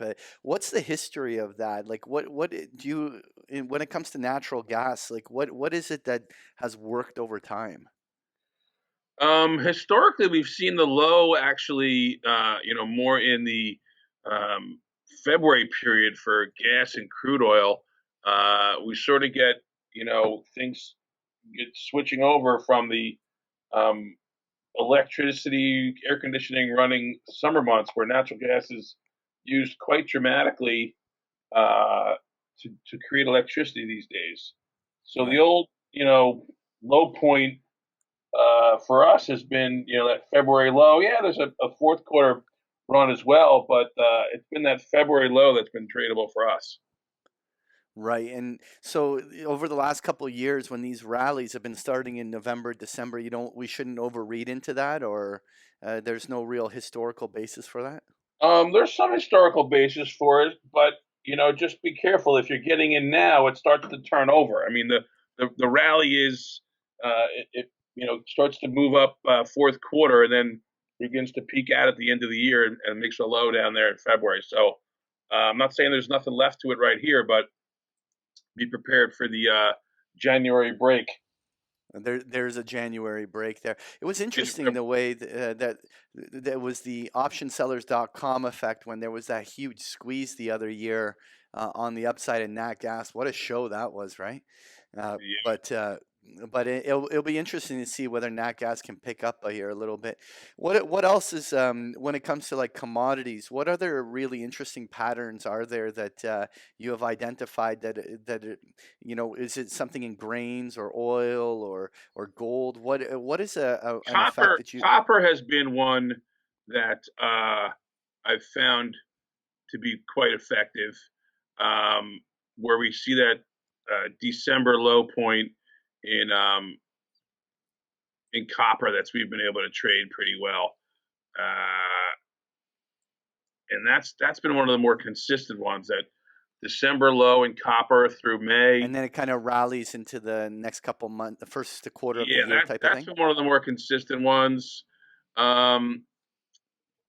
Oil. Have you noticed that does that also then influence copper stocks? So like when you have a scenario like that, then you want to like buy the like Southern Coppers or the Freeport McMorans and kind of work with those types of stocks on the upside. That's what we prefer to do. I am not a commodity trader, so we don't really actively get into the futures with these, but it's definitely something that's much more conducive for us using some of the ETFs. But Freeport and Southern Copper have been great trading vehicles for that copper trade for us. And unfortunately, there was a stock called Global Brass and Copper Holdings. You heard of that one? Yeah. Yeah. Yeah.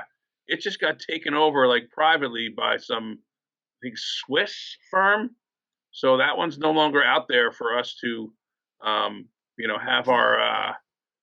have our fun with, because that was a good trade. It used to be BRSS, if memory serves. So, but Southern Copper has always been a good one to Have trade that you with.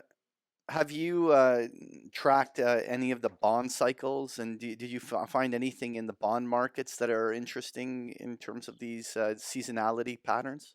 Yeah, I mean, even before we got into the whole commodity almanac stuff, the bond pattern has always been kind of inverse to the stock market. So when you got the worst 6 months, May through October, in stocks, you kind of want to be in bonds, and that's part of our whole newsletter trading strategy. When we sell, and when we get sell in May and go, we don't go away. We reposition in May, and we move into, we sell out of our Dow, S&P, Nasdaq, and Russell 2000 ETFs, and we get into the bond ETFs as well as some other defensive sectors and some dividend paying things. So Do you guys just go right into the longer duration ones, like you go like into a TLT and things like that?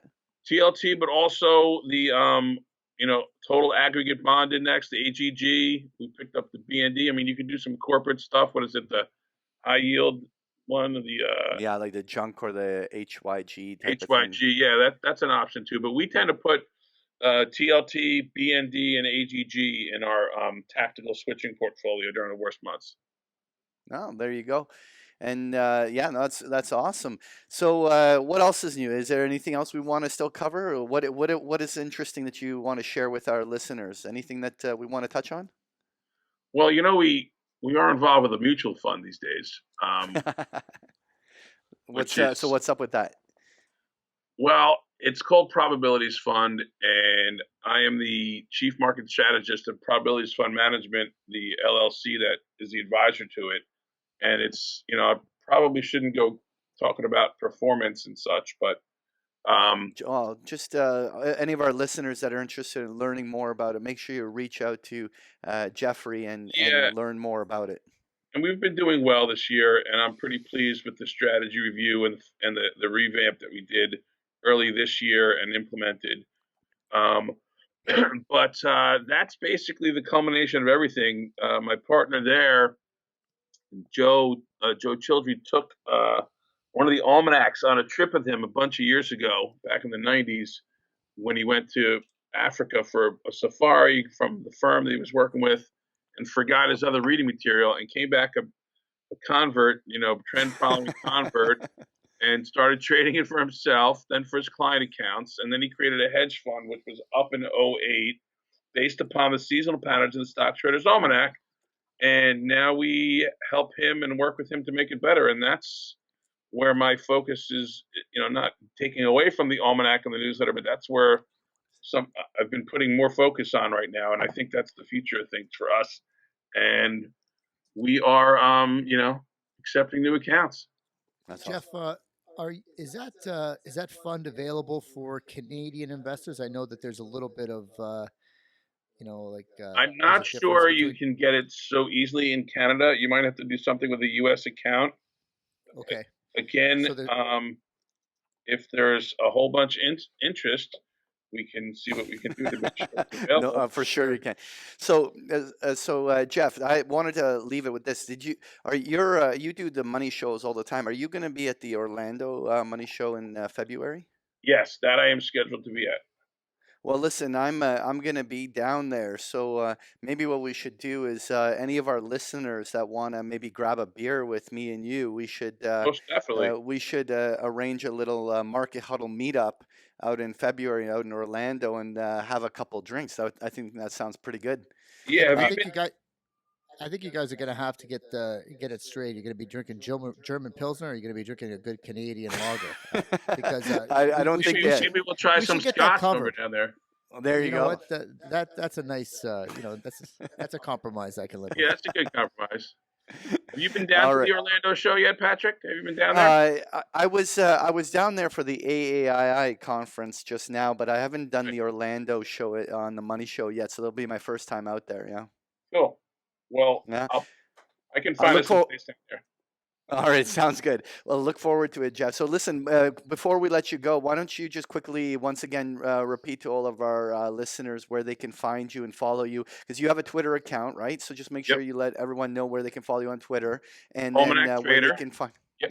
So Almanac Trader on Twitter, and otherwise, quickly just let them know where they can find you, and give them one last plug. It's very simple. The StockTradersAlmanac.com. Perfect. Go check it out, people. Check it out.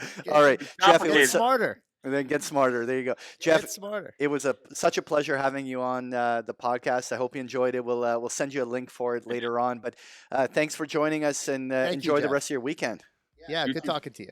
Good talk, guys. Appreciate it. Thank you. Okay. All right, Thank you. take care.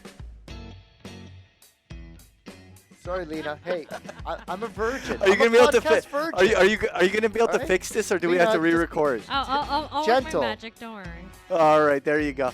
cut it in a good place. I'm a so podcast virgin. I need Kevin here. Like, man, how'd I do, Lena? Did I screw this up?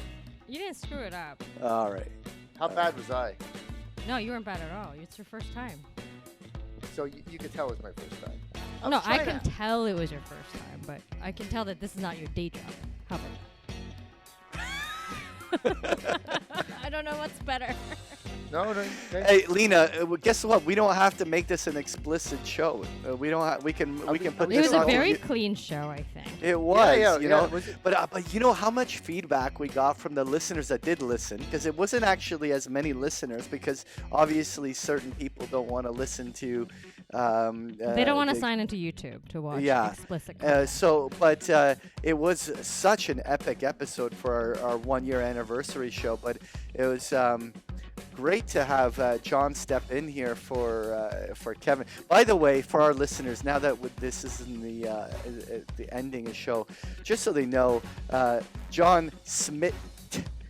That's an alias name. Thank you. We're not going to tell people your real name, but someone forgot to run this by their compliance department, and not forgot. Purposely left out for his Made a anonymity. conscious decision to.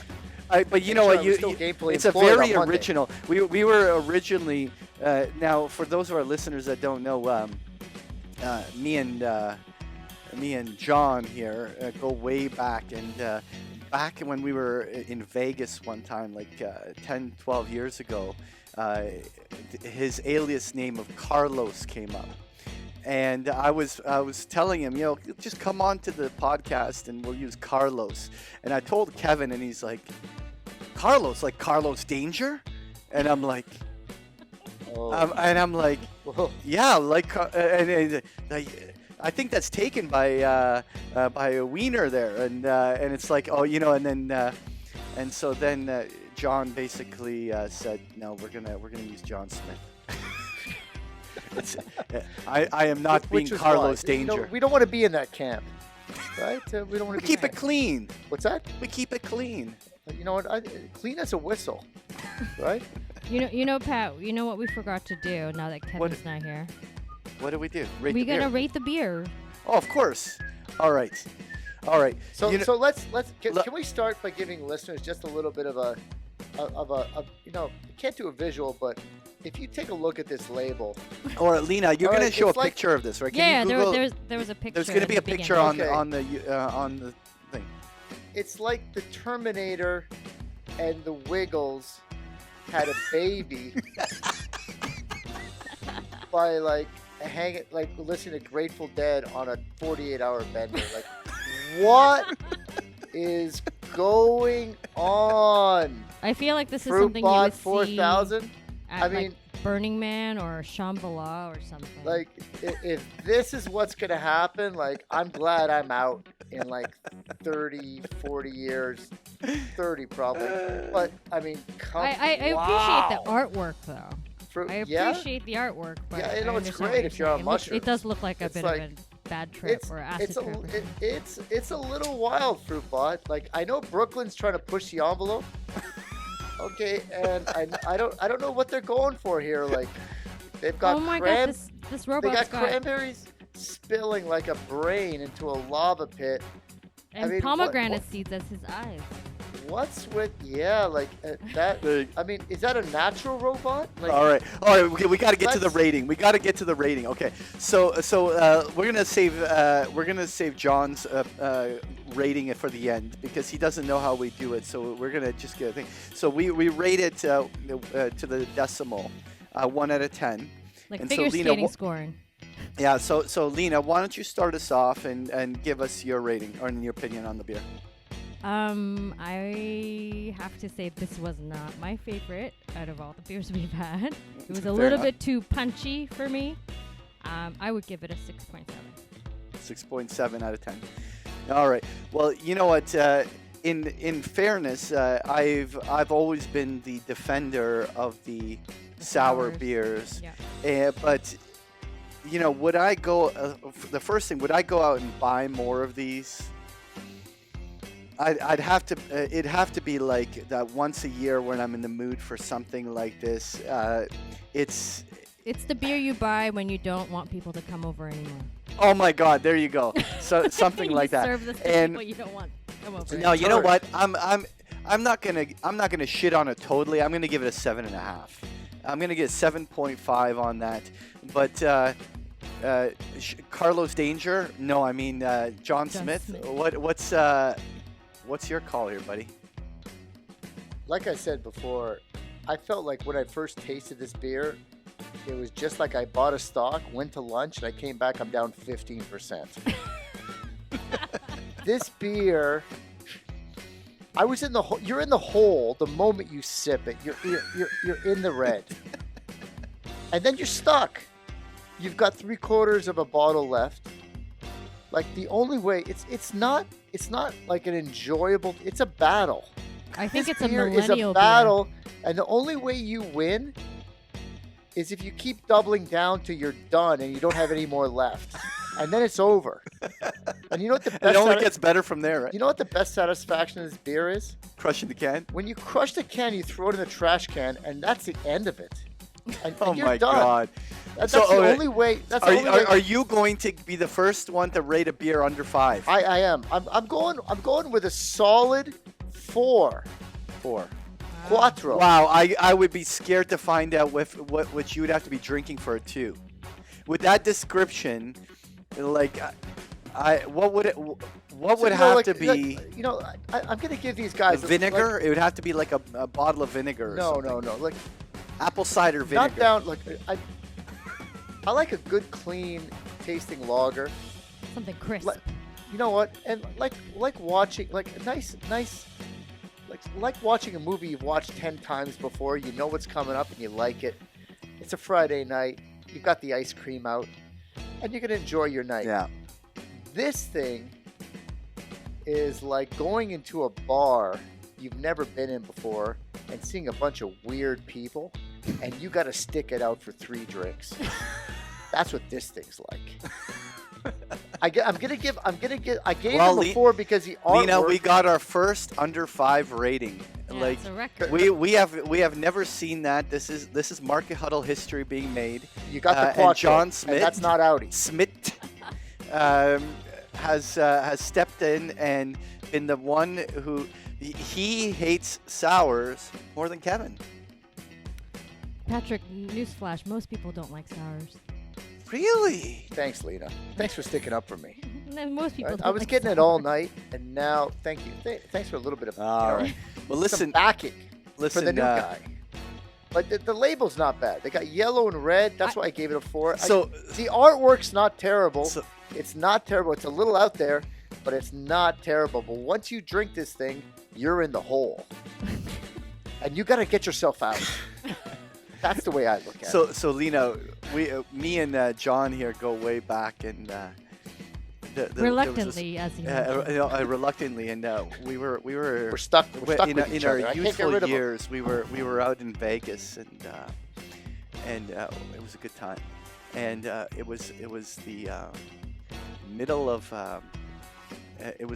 we were partying all day, and we passed out. We come back and we couldn't find John anywhere. He was gone, and he suddenly he comes back in the middle of the morning. He's been up all night. And he's like, I was shooting a bazooka. Yeah, and a Sidewinder. Sidewinder rocket launcher. Like, this guy went, and after we went all crashing, this guy went he was on fire, and he basically went and he just Ditched kept you. going for like 36 hours straight. So I met a bunch of guys from Kansas who were really cool, and it was about 4 a.m, and they said, we know where you can go like a kind of like a gun barn.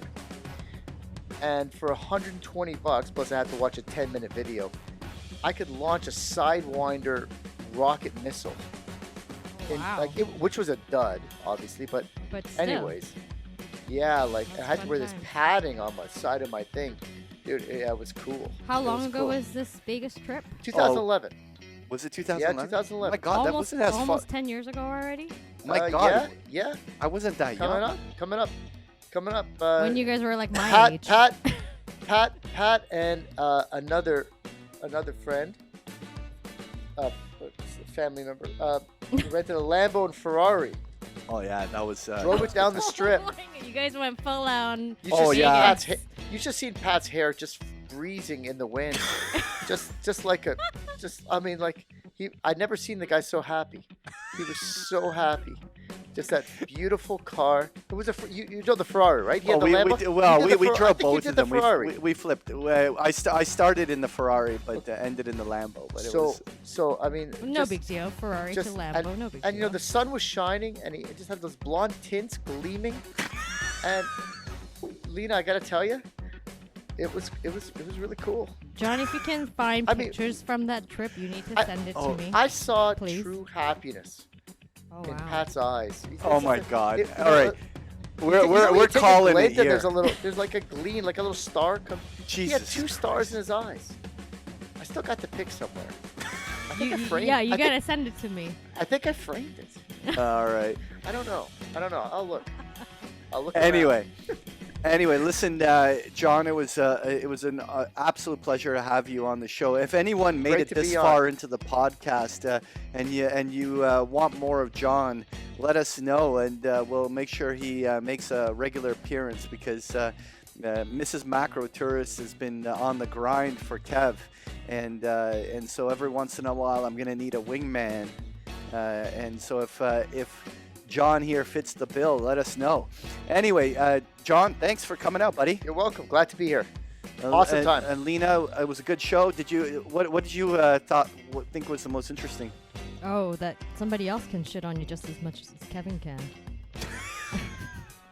That was a very interesting part of the show for me. All right. Well, you know what? It's not hard once you get to know me. It's anyway. All right, Lena. Listen, have a great weekend. Thank you very much. Lena, pleasure meeting you. Take care.